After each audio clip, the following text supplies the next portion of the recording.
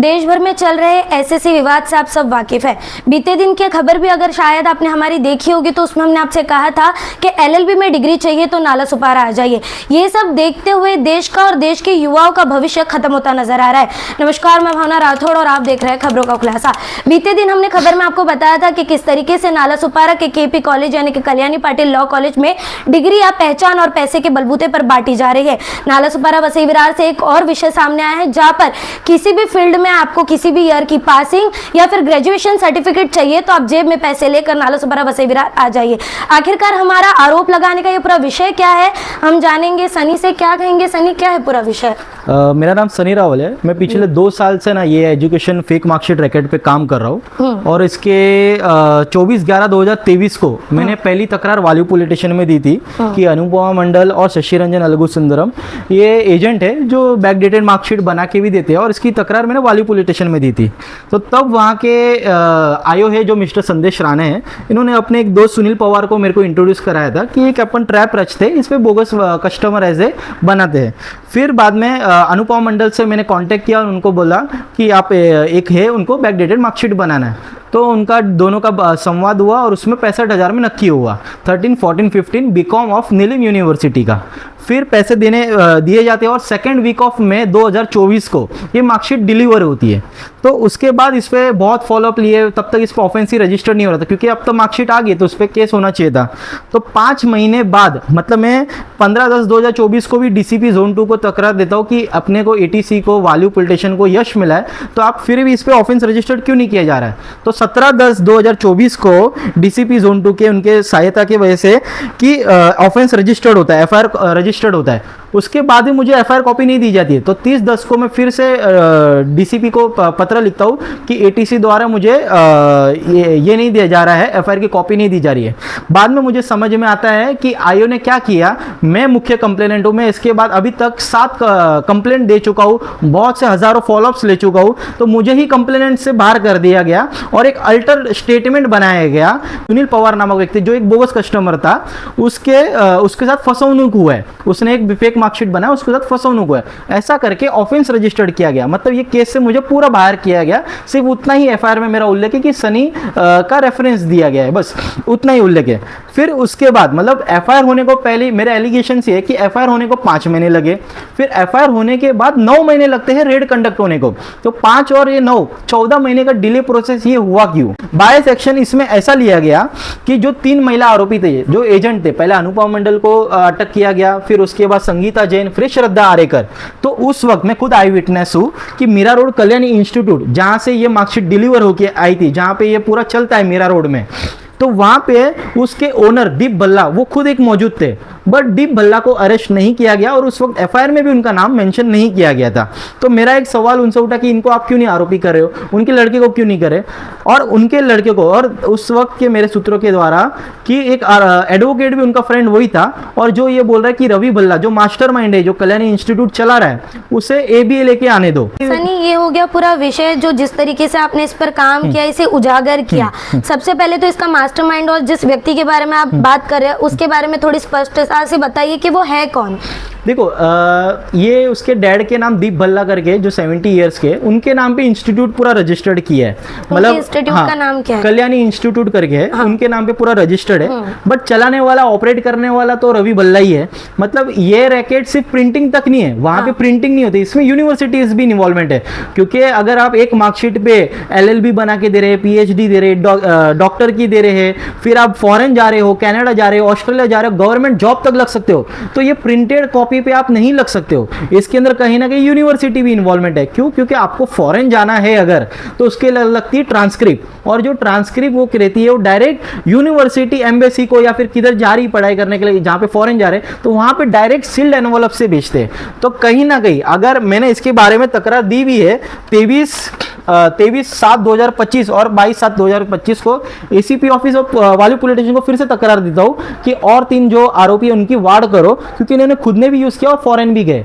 तो बट उस पर भी लाइटली लिया, क्योंकि अगर तुषार यन्नम को, जिसका FIR में भी उल्लेख है क्योंकि एज ए सैंपल दिया गया था, अगर उसे कहीं ना कहीं आरोपी करते हैं तो यूनिवर्सिटी चेकमेट होती है। यहाँ पर गौर करने वाली बात यह है दोस्तों कि भ्रष्टाचार हमने हर जगह देखा है, सड़क में, इमारत में, नेता में, अधिकारियों में, पर अब ये भ्रष्टाचार इतना बढ़ चुका है कि ये लोगों के एजुकेशन तक पहुंच चुका है और यहाँ पे किस तरीके से जो घोटाला है वो चल रहा है।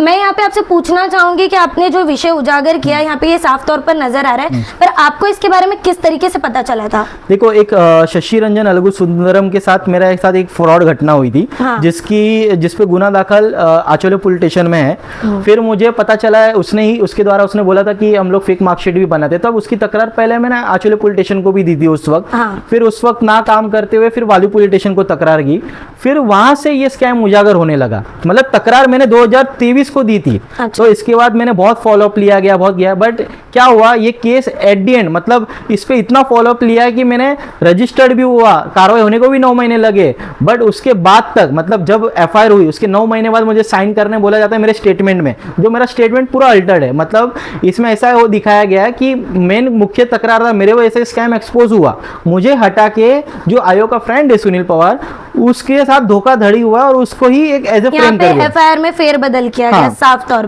पर उजागर आपने किया, पर जहां तक पुलिस आपके साथ थी इस पूरे ट्रैप बिछाने में, इन्वेस्टिगेशन करने में, पर जैसे जैसे विषय खुलता गया आपको साइड किया गया। इसका मोटिव ये है क्योंकि एक एजुकेटेड पर्सन जो जिसको सब चीजें पता है, क्योंकि मैं खुद एक एजुकेटेड हूँ और मेरे को सब ये इस चीज के बारे में पता है, ट्रांसक्रिप्ट कितने एफिलिएटेड है, क्या चीज है, सब चीजें। और सुनील पवार वो एक ऐसे बोगस कस्टमर है, उससे कुछ इतना नॉलेज नहीं है, तो अगर मेरा इंटरफेयर इसमें ज्यादा होगा तो कहीं ना कहीं किस सबको तकलीफ होकर बड़े से बड़े नाम एक्सपोज हो गए।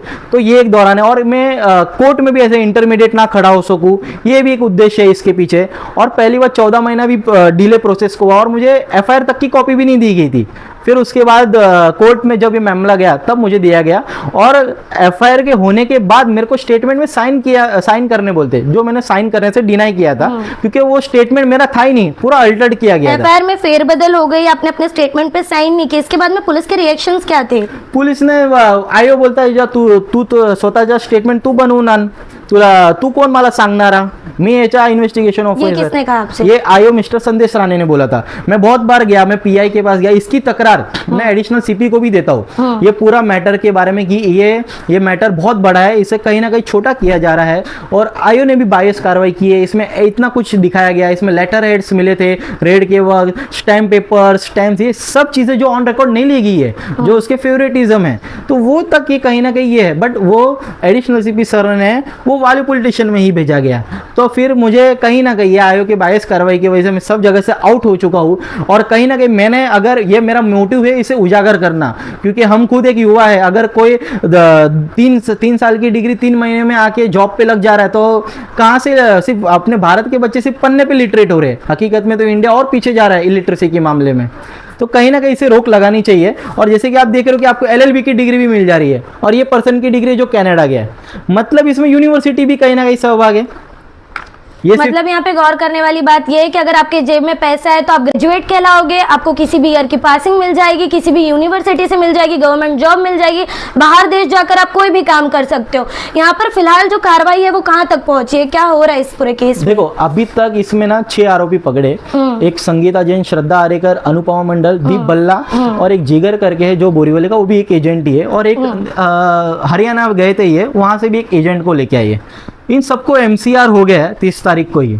बट अगर जो इंस्टीट्यूट चलाने वाला मैन, ये तो एजेंट है, ये एक इंस्टीट्यूट रहती है जो इंस्टीट्यूट यूनिवर्सिटी से कनेक्टेड है, तो जो यूनिवर्सिटी इंस्टीट्यूट का मालक है मास्टरमाइंड, उसको कहीं ना कहीं अटक ही नहीं किया गया है। तो आगे की लिंक ऑफ कोर्स ब्रेक हो चुकी है, क्योंकि मतलब यहाँ पर राजा को छोड़कर प्यादे पर कार्रवाई की जा रही है ताकि राजा अपना जो काम है वो करता रहे। हाँ, तो ये कहीं ना कहीं इंस्टीट्यूट एक बंद होगी, दूसरे 10 इंस्टीट्यूट होगी, जब तक यूनिवर्सिटी पे कार्रवाई नहीं होती है। और मेरे मत के हिसाब से मेरा ऐसा है कि जब तक ये सरकार इस पे one nation one educational site नहीं करती, जहाँ पे सभी लोगों का ऑथेंटिकेशन वेरिफिकेशन एक ही जगह पे नहीं होगा, तब तक ये भ्रष्टाचार कभी नहीं रुक पाएगा और ये एजुकेशन ऐसे ही लोग पन्ने पे लिटरेट होते रहेंगे। आपकी इस पूरे केस में आगे मांग क्या है, और अगर पुलिस प्रशासन इस पर कार्रवाई नहीं करती है तो आपका आगे का अगला कदम क्या होगा? देखो, मांग तो हमने एडिशनल सीपी साहब आपको भी तब भी की थी कि आईओ चेंज करो, तो हमारी मांग तो सिर्फ इतनी कि दोषी पे कड़क से कड़क कार्रवाई की जाए और जो इन्होंने मैनिपुलेट करके मेरे को केस से आउट किया जाए,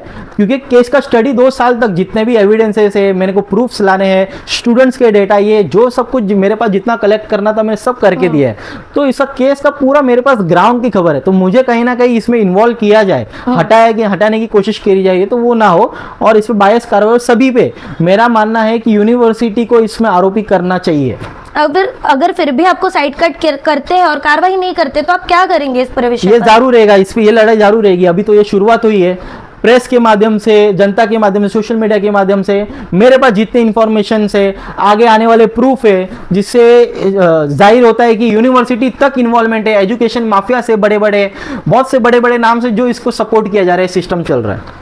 अब देखना ये होगा कि इस पूरे विषय पर कार्रवाई होती है या नहीं, वो इंस्टीट्यूट का जो मालिक है, उसका जो बेटा है मास्टरमाइंड, उसको गिरफ्तार किया जाता है या नहीं। बहरहाल आज की इस पूरी खबर में इतना ही। ऐसी और खबरों के लिए बने रहे हमारे साथ और देखते रहे खबरों का खुलासा सच की परख हमसे, क्योंकि हम लाते हैं मुद्दे की सच्चाई और गहराई आप तक।